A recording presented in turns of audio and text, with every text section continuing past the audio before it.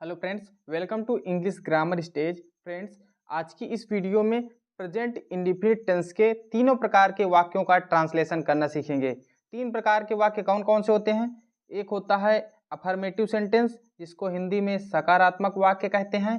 एक होता है निगेटिव सेंटेंस, जिसको हिंदी में नकारात्मक वाक्य कहते हैं। और एक होता है इंट्रोगेटिव सेंटेंस, जिसको हिंदी में प्रश्नवाचक वाक्य कहते हैं। ठीक, तो तीनों वाक्यों को ट्रांसलेट करना इस वीडियो में सीखेंगे। सबसे पहले हम प्रेजेंट इंडेफिनिट टेंस की पहचान जान लेते हैं।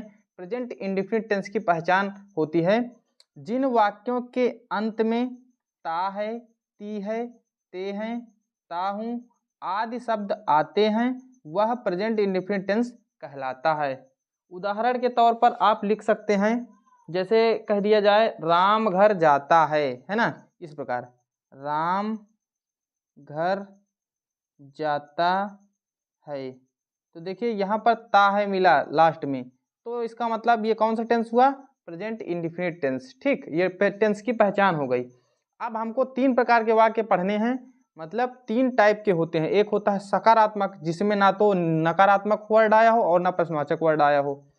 ठीक, तो सकारात्मक वाक्य कौन से होते हैं आप लोग जानते ही हैं, जिनमें ना तो नहीं शब्द आया हो और ना ही कोई क्वेश्चन वर्ड आया हो, तो वो सकारात्मक वाक्य शब्द होते। ठीक, अब चलिए ट्रांसलेट करने के नियम सीख लेते हैं। सकारात्मक वाक्यों को ट्रांसलेट करने के पहले हम नियम बता रहे हैं, फिर उसके बाद नकारात्मक के, फिर प्रश्नवाचक के, तीनों के बताएंगे। रूल नंबर एक,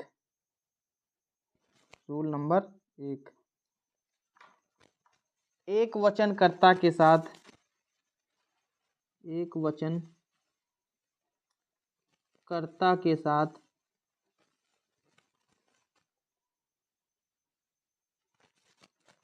मुख्य क्रिया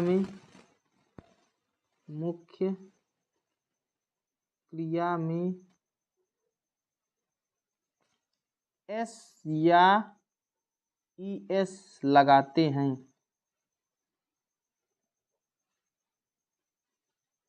एक वचनकर्ता के साथ मुख्य क्रिया में एस या ईएस लगाते हैं।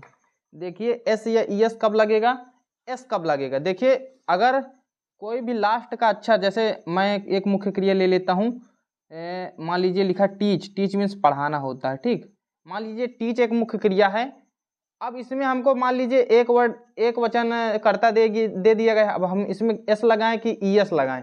तो देखिए लास्ट का अगर अक्षर ओ मिल जाए, एस मिल जाए, एच मिल जाए, इन तीनों में से कोई भी मिल जाए, तो आपको लास्ट में ईएस जोड़ना है। ठीक, क्या जोड़ना है? ईएस जोड़ना है। अन्य सभी के साथ केवल एस जोड़ना है। ठीक, अगर यहाँ पर जैसे कह दिया जाता है रीड मीन्स पढ़ना, तो यहाँ पर डी मिल रहा है, तो यहाँ पर आप एस जोड़ सकते हैं। अगर इन तीनों वर्डों में से कोई भी मिल जाए तो उसमें एस जोड़ना है, अन्य सभी के साथ केवल एस जोड़ना है। ठीक, ये डाउट आपको कंफर्म हो गया होगा। दूसरा नियम, बहुवचनकर्ता के साथ एस या एस नहीं लगाते हैं। बहुवचनकर्ता के साथ एस या एस नहीं लगाते हैं। साथ मुख्य क्रिया में एस या ईएस नहीं लगाते हैं।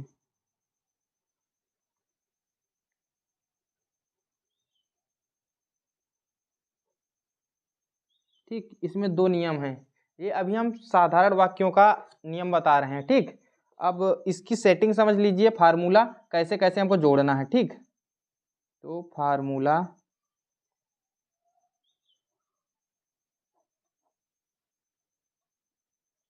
सबसे पहले हमको कर्ता लिखना है, फिर उसके बाद मुख्य क्रिया लिखनी है, फिर उसके बाद अगर कर्ता एक वचन है तो हमने बताया एस या ईएस है ना, एस या ईएस कब? जब एक वचन हो तब। एक वचन होने पर धन ऑब्जेक्ट का मतलब होता है जो आगे वस्तु दी गई हो, धन अदर वर्ड अन्य शब्द। ठीक, ये नियम होता है। कर्ता को अंग्रेजी में सब्जेक्ट कहते हैं, मुख्य क्रिया को मेन वर्ब कहते हैं। इसमें सहायक क्रिया के रूप में कुछ भी प्रयोग नहीं किया जाता। सहायक क्रिया का प्रयोग हम नकारात्मक और प्रश्नवाचक वाक्यों में करते हैं प्रेजेंट इंडेफिनिट टेंस के लिए। ठीक, प्रेजेंट इंडेफिनिट टेंस के लिए। चलिए अब हम एक अनुवाद लेते हैं। राम पुस्तक पढ़ता है।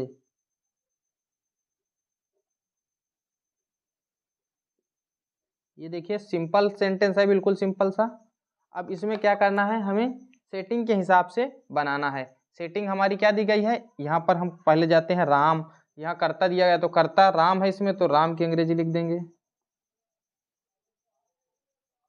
अगर आपको कर्ता मुख्य क्रिया ये पहचानना नहीं आता तो मैं बता देता हूँ, वाक्य में जिसके द्वारा काम किया जाता है वो कर्ता होता है, ठीक, और जो काम किया जाता है वो मुख्य क्रिया होती है। तो राम के द्वारा पढ़ने का कार्य किया जा रहा है तो मुख्य क्रिया हो गई, ठीक। अब आगे क्या करना है, मुख्य क्रिया, तो मुख्य क्रिया की अंग्रेजी क्या हो जाएगी, पढ़ना, पढ़ना की अंग्रेजी होती है रीड, READ, रीड हो गई। अब देखिए राम एक वचन है, ठीक, एक वचन कर्ता कौन कौन से होते हैं, किसी व्यक्ति का नाम और वह, ये एक वचन कर्ता होते हैं, बाकी बहुवचन कर्ता होते हैं, ठीक। किसी व्यक्ति का अगर नाम हो, किसी वस्तु का सामान का नाम हो तो एक वचन करता है, बाकी सब बहुवचन। वह किसी व्यक्ति का नाम, ये दो दो छोड़ के सब जो है ज्यादातर बहुवचन ही होते हैं, जैसे तुम, हम, मैं, ये सारे बहुवचन में आते हैं, ठीक। तो इसके साथ एस या ईएस में क्या लगा देंगे, हम एस लगा देंगे, ठीक। राम रीड्स, आगे क्या बच रहा है, वस्तु, ऑब्जेक्ट, तो ऑब्जेक्ट में ये बच रहा है किताब, किताब की अंग्रेजी होती है बुक, फुल स्टॉप, ठीक। तो ये ट्रांसलेशन हो गया।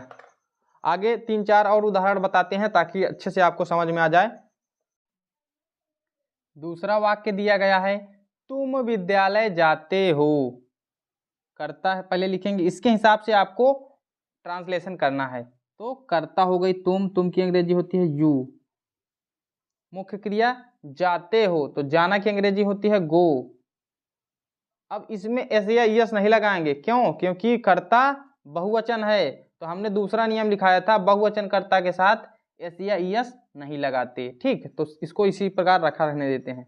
और टू प्रीपोजिशन गो के बाद आती है, तो टू प्रीपोजिशन ये लिख देना है, इसको प्रीपोजिशन कहते हैं, ठीक। तो ज्यादातर ये गो के साथ लगती है, यू गो टू, अब स्कूल लिख देंगे, स्कूल माने विद्यालय, ठीक। ये ट्रांसलेशन हो गया। हम खाना खाते हैं, तो हम की अंग्रेजी होती है वी, और खाना की अंग्रेजी ईट, और इस खाने की अंग्रेजी होती है food, FOOD, we eat food. आगे वाक्य दिया गया है, वह क्रिकेट खेलता है, वह की अंग्रेजी होती है ही, और खेलना की अंग्रेजी प्ले, PLAY। अब देखिए हमने बताया था सबके साथ ज्यादातर एस ही लगता है, ईएस किसके किसके साथ लगता है, अगर लास्ट में ओ आ जाए, एच आ जाए और एस आ जाए तभी हम ईएस लगाएंगे, नहीं तो केवल एस ही लगा देंगे, तो एस लिख जाएगा, ही प्लेज, और cricket CRICKET, he plays cricket, ये हो गया। गीता खाना पकाती है, गीता, खाना पकाना की अंग्रेजी होती है कुक, और एक वचन है तो एस लग जाएगा कुक्स, और खाना की अंग्रेजी फूड। अगर आप गीता कुक्स भी लिख देंगे तब भी वही हो जाएगा, और फूड लगाते हैं तब भी वही हो जाएगा। तो फूड अगर अलग से खाना लिखा गया है तो लिख सकते हैं गीता कुक्स फूड, नहीं तो गीता कुक्स ही लिख देंगे तब भी वो ट्रांसलेशन हो जाता है। अगला, बच्चे तालाब में नहाते हैं, चिल्ड्रेन CHILDREN, और नहाना की अंग्रेजी बाथ, बाथ या बेथ, इसको दोनों चीजें पढ़ सकते हैं, चिल्ड्रेन बाथ। अब इसमें एस या एस नहीं लगेगा क्योंकि बच्चे बहुत से हैं, है ना, तो चिल्ड्रेन बाथ तालाब में, तो in the pond, pond means तालाब, ठीक, children bath in the pond. ये हो गया साधारण वाक्य, मतलब सकारात्मक वाक्य। अब हम नकारात्मक वाक्यों को पढ़ते हैं। निगेटिव सेंटेंस, निगेटिव सेंटेंस का अर्थ होता है नकारात्मक वाक्य, ऐसा वाक्य जिसमें नहीं शब्द प्रयोग किया गया हो, जैसे राम घर नहीं जाता है, नहीं जाता है। तो यहाँ पर नहीं शब्द प्रयोग किया गया, इसका मतलब ये निगेटिव सेंटेंस हुआ। तो इसको बनाने का नियम भी सीख लेते हैं। इसको बनाने के भी नियम दो होते हैं। एक वचन कर्ता के साथ, एक वचन कर्ता के साथ सहायक क्रिया, सहायक क्रिया डू, यहाँ पर डज आएगा, ठीक है, डू नहीं डज, का प्रयोग करते हैं, का प्रयोग करते हैं। एक वचन कर्ता अगर आ जाए तो सहायक क्रिया डज का प्रयोग करते हैं, ठीक। और दूसरा नियम होता है, नियम नंबर 2, बहुवचन कर्ता के साथ, बहुवचन कर्ता के साथ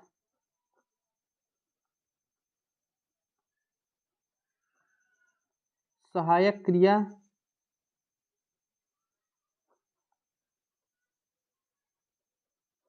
डू का प्रयोग करते हैं।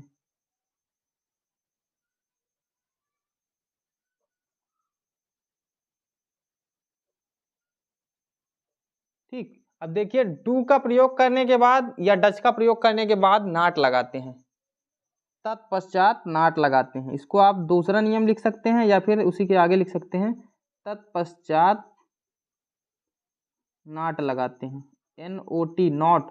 इसको नोट नहीं पढ़ते, नाट पढ़ते हैं, नाट लगाते हैं, ठीक। अब सेटिंग जो फार्मूला होता है उसको समझ लीजिए, फिर उसके बाद वाक्य बनाना सीखते हैं। फार्मूला, फार्मूला हम इसलिए बता दिया करते हैं ताकि आप लोगों को कोई भी कठिनाई ना हो, बिल्कुल सरल तरीके से आप लोग कर पाएं। सबसे पहले हम कर्ता लिखते हैं, फिर सहायक क्रिया, सहायक क्रिया, सहायक क्रिया के रूप में क्या है हमने बताया, डू या डज, है ना। तो यहाँ आप ब्रैकेट में लिख सकते हैं डू या डज, ठीक। फिर मुख्य क्रिया, मुख्य क्रिया, फिर ऑब्जेक्ट, जो भी आगे का कोई भी चीज़ दी गई हो वो, फिर अदर वर्ड, OW, ठीक। ये होता है जोड़ने का नियम। इसमें और कोई नियम नहीं है, केवल एक ही नियम में दोनों आ जाते हैं, डू या डज। अब डू कब लगता है हमने नियम में बता ही दिया, डज कब लगता है वो भी बता दिया, ठीक। तो चलिए वाक्य बनाते हैं। वाक्य नंबर 1,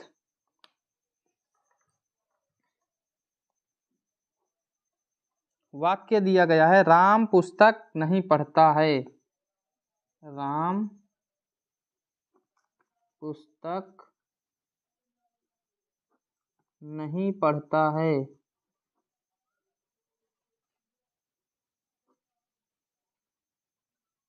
देखिए अब जो है हमको क्या करना है, इसके हिसाब से ट्रांसलेशन करना है।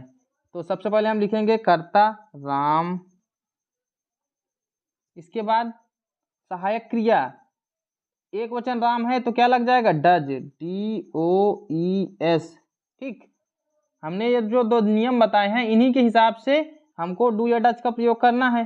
तो एक वचन कर्ता के साथ सहायक क्रिया के रूप में डज का प्रयोग करते हैं, ये हमने नियम बता दिया। तो राम डज, तत्पश्चात नाट लगाते हैं, यहाँ पर हमने नाट नहीं बताया, नाट यहाँ पर लग जाएगा, ठीक। सहायक क्रिया के तुरंत बाद नाट लगाते हैं, तो यहाँ लिख जाएगा नाट।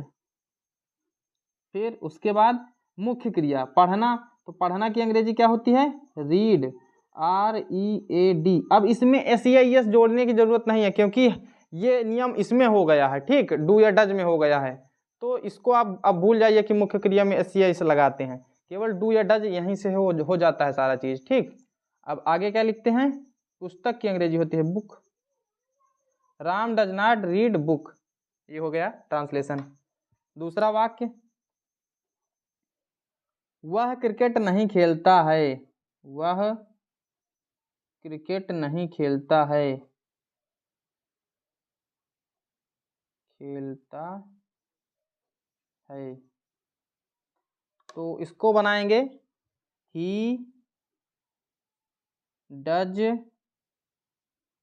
नॉट क्योंकि वह एक वचन होता है इसलिए हम डज लगा रहे हैं। ठीक, फिर मेन वर्ब खेलना, तो खेलना की अंग्रेजी हो गई प्ले, और क्रिकेट की अंग्रेजी क्रिकेट, CRICKET क्रिकेट। ये हो गया ट्रांसलेशन। ठीक, अब देखिए हम बहुवचन वाले कर्ता लेते हैं। जैसे तुम विद्यालय नहीं जाते हो, तुम विद्यालय नहीं जाते हो,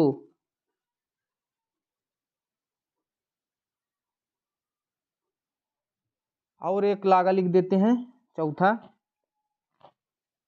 बच्चे तालाब में नहीं नहाते हैं, नहीं नहाते हैं। तो देखिए इसके हिसाब से पहले हम फॉलो करते हैं। इसके हिसाब से ये वाला तुम की अंग्रेजी होगा यू, फिर सहायक क्रिया डू या डज, तो बहुवचन कर्ता के साथ डू लगता है। फिर ये नाट हम भूल गए थे तो इसको आपको याद रखना है, नाट तुरंत लगा देते हैं, तत्पश्चात नाट लगा देते हैं। ये हमने लिखा दिया था लेकिन यहाँ पर सेटिंग में भूल गए, तो आप लोग नाट तुरंत लगा देंगे। ठीक, अब मुख्य क्रिया, तो जाना, जाना की अंग्रेजी क्या होती है गो, और प्रीपोजिशन टू जरूर लगता है, हमने बताया था गो के बाद टू प्रीपोजिशन लगता है। और आगे क्या बचा, स्कूल। ये हो गया ट्रांसलेशन। बच्चे तालाब में नहीं नहाते हैं, children do not bath, BATH in the pond. ये हो गया ट्रांसलेशन। ठीक, अब एक दो और ट्रांसलेशन देख लीजिए। जैसे लिख दिया जाए 5 नंबर, हम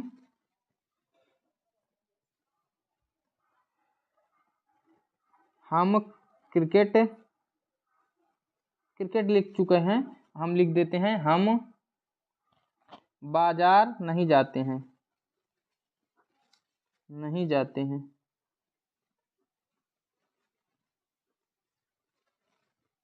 ठीक, तो इसको कैसे बनाएंगे, we do not go to market, market means bazaar, we do not go to market. इस प्रकार जो है ये निगेटिव सेंटेंस भी आप लोगों को समझ में आ गया होगा। अब हम चलते हैं इंट्रोगेटिव सेंटेंस की तरफ। ठीक, इंट्रोगेटिव सेंटेंस इसका मतलब होता है प्रश्नवाचक वाक्य। तो प्रश्नवाचक वाक्य आप लोग जानते होंगे जिनमें प्रश्न बनता है, जैसे क्या, क्यों, कौन सा, कैसी, इस तरह के। तो ये शब्द अगर आ जाए तो वो प्रश्नवाचक वाक्य हो जाता है। अब देखिए सेंटेंस में हम यहाँ पर एस लगा देते हैं, इसका मतलब होता है कि हम बहुत से सेंटेंस लिखने वाले, इसलिए हम इसको सेंटेंसेज लिखते हैं। ठीक, तो उसको आप ध्यान न दीजिएगा। अब इसमें 2 प्रकार के सेंटेंस होते हैं। एक वो सेंटेंस जिसके शुरुआत में क्या शब्द आता है, जैसे उदाहरण के तौर पर हम बताते हैं, क्या राम घर जाता है। देखिए यहाँ शुरुआत में क्या शब्द आ गया है ना, तो ये एक प्रकार हो गया। अगर बीच में एक आ जाए, राम घर क्यों जाता है, राम घर क्यों जाता है, तो ये दूसरे प्रकार का वाक्य हो गया। शुरुआत में अगर आ जाए तो उसको थोड़ा सा दूसरी प्रकार से बनाना है, और अगर बीच में प्रश्नवाचक शब्द आ जाए तो उसको दूसरी तरह बनाना है। तो 2 नियम इसमें भी लिख लीजिएगा। ठीक, रूल नंबर 1, यदि वाक्य की शुरुआत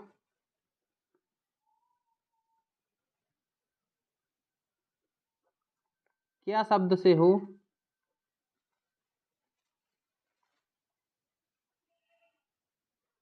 तो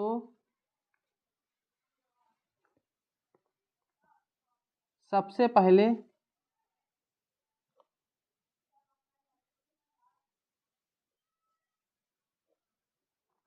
कर्ता के अनुसार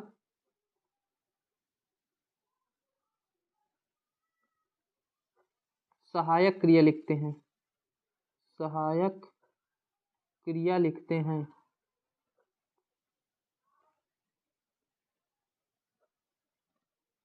ये नियम हो गया। ठीक, सहायक क्रिया हमने बता भी रखी है कि अगर एक वचन करता हो तो डज लगता है और बहुवचन करता हो तो डू लगता है। ठीक, दूसरा नियम, यदि प्रश्नवाचक शब्द बीच में आए, यदि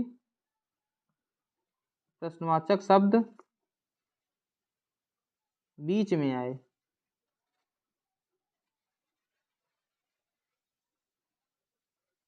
तो सबसे पहले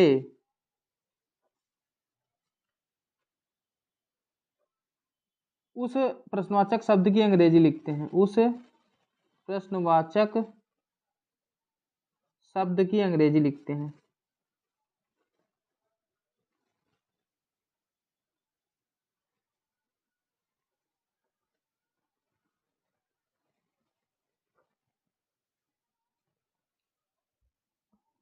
फिर सहायक क्रिया, सहायक क्रिया लिखते हैं।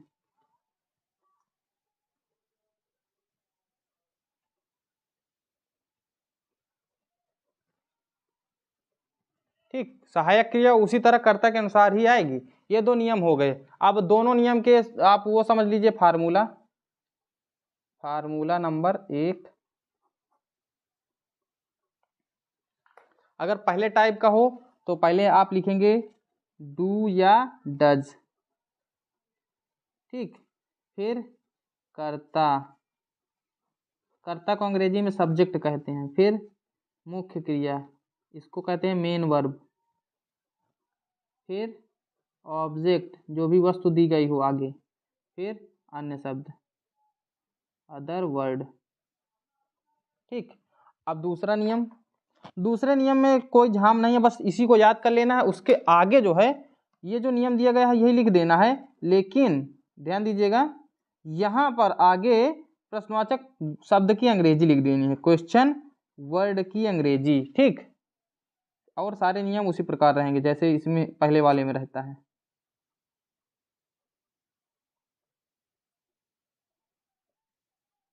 ठीक, और सारे नियम उसी प्रकार रहेंगे, केवल आपको शुरुआत में क्वेश्चन वर्ड लिख देना है, प्रश्नवाचक शब्द लिख देना है। ठीक, चलिए अब इसका भी ट्रांसलेशन करना सीखते हैं। उदाहरण नंबर 1, क्या मोहन विद्यालय जाता है? जाता है। और एक चीज और याद रखिएगा, लास्ट में प्रश्नवाचक चिन्ह जरूर लगाना है, नहीं तो क्वेश्चन गलत हो जाएगा। ठीक, प्रश्नवाचक चिन्ह जैसे हिंदी वाक्यों में लिखा रहता है प्रश्नवाचक चिन्ह, उसी प्रकार अंग्रेजी में भी प्रश्नवाचक चिन्ह लगाना है। ठीक, तो इसको सॉल्व करते हैं, ट्रांसलेशन करते हैं।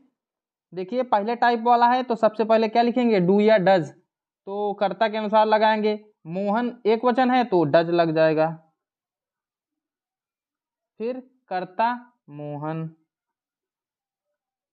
फिर मुख्य क्रिया जाना, जाना की अंग्रेजी होती है गो, और विद्यालय तो टू स्कूल। ठीक, टू क्यों लगता है हमने बताया, टू प्रीपोजिशन है जो गो के बाद लगता ही लगता है। ठीक, अगला वाक्य, दूसरे टाइप का वाक्य लिखते हैं, हम खाना क्यों खाते हैं? हम खाना क्यों खाते हैं? देखिए दूसरे टाइप का वाक्य हो गया है ना, यहाँ पर आपको फुल स्टॉप नहीं लगाना है, प्रश्नवाचक चिन्ह ही लिखना है। अब दूसरे टाइप का है ये क्वेश्चन, दूसरे टाइप का मतलब जिसके बीच में जो है प्रश्नवाचक चिन्ह शब्द आया है। यदि प्रश्नवाचक शब्द वाक्य के बीच में आए, प्रश्नवाचक शब्द बीच में आए, तो यहाँ बीच में आ रहा है तो इसके हिसाब से क्या लगाएंगे, सबसे पहले उस प्रश्नवाचक शब्द की अंग्रेजी लिखेंगे। तो क्योंकि अंग्रेजी क्या होती है, वाई, WHY, वाई मीन्स क्यों, और सारे नियम उसी प्रकार रहते हैं। तो वाई लिख गया, ये छूट गया मान लीजिए। अब आगे क्या है, डू या डज, तो डू या डज का प्रयोग हम कर्ता के अनुसार ही करेंगे। तो कर्ता क्या है, हम बहुवचन है तो बहुवचन कर्ता के साथ डू लगता है। फिर मुख्य क्रिया खाना, तो खाना की अंग्रेजी होती है ईट। फिर आगे क्या, व्हाई डू यहाँ पर मुख्य क्रिया नहीं, पहले कर्ता लिखेंगे हम, तो वी लिख जाएगा, ठीक। फिर क्या होगा, मुख्य क्रिया, तो ईट। अब क्या बचा, खाना, खाना की अंग्रेजी फूड, और ये question mark, why do we eat food, ये हो जाएगा, ठीक। अब 2-3 और उदाहरण लिए लेते हैं। क्या वे क्रिकेट खेलते हैं, डू दे प्ले क्रिकेट, और ये क्वेश्चन मार्क। क्या तुम पुस्तक पढ़ते हो, डू यू रीड बुक, और ये क्वेश्चन मार्क। मैं बाजार कब जाता हूँ, देखिए दूसरे प्रकार का वाक्य है, तो सबसे पहले प्रश्नवाचक शब्द की अंग्रेजी, कब की अंग्रेजी होती है व्हेन। फिर डू या डज, तो मैं कर्ता के साथ क्या लगेगा, डू, क्योंकि मैं बहुवचन करता है, ठीक। व्हेन डू, फिर आई गो टू मार्केट, मार्केट, और ये क्वेश्चन मार्क। तुम किताब कैसे लिखते हो, कैसे की अंग्रेजी होती है हाउ, और तुम के साथ डू या डज के हिसाब से क्या आएगा, do. You right, WRITE, how do you right book, और ये क्वेश्चन मार्क। तुम किताब कैसे लिखते हो, how do you right book. इस प्रकार जो है तीनों वाक्य हमने बता दिए हैं। अगर आपको बेसिक इंग्लिश सीखनी है तो हमारे चैनल को जरूर सब्सक्राइब कर लें, और अगर आपको इस वीडियो से थोड़ी सी भी जानकारी मिली है तो वीडियो को लाइक कर दें।